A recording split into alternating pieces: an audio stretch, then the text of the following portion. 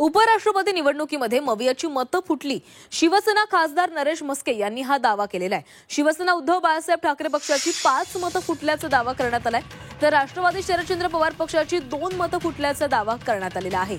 उपराष्ट्रपती निवडणुकीमध्ये महाराष्ट्रात मवियाची मतं फुटल्याचा दावा शिवसेना खासदार नरेश म्हस्के यांनी केलेला आहे. शिवसेना उद्धव बाळासाहेब ठाकरे पक्षाची 5 मतं फुटलेली आहेत, तर शरद पवारांच्या 2 खासदारांनी सत्ताधाऱ्यांच्या उमेदवाराला मतदान केल्याचा दावा नरेश म्हस्के यांच्याकडून करण्यात आलेला आहे.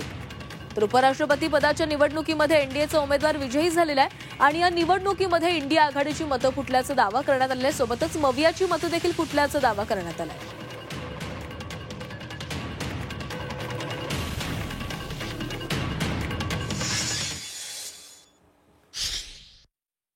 ते महाराष्ट्रातून सर्वात जास्त क्रॉस वोटिंग झालेली आहे.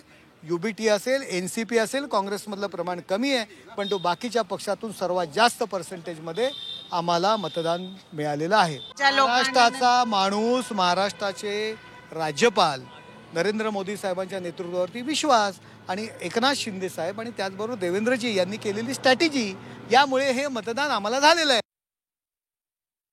या निवडणुकीत महाविकास आघाडीची 7 मतं फुटल्याची चर्चा सुरू झाली आहे.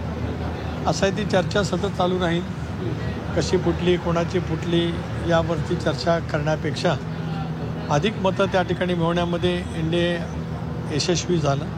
मी सांगितलं की मोदी साहेबांच्या नेतृत्वाखाली अतिशय योग्य पद्धतीने व्यूहरचना करण्यामध्ये आली.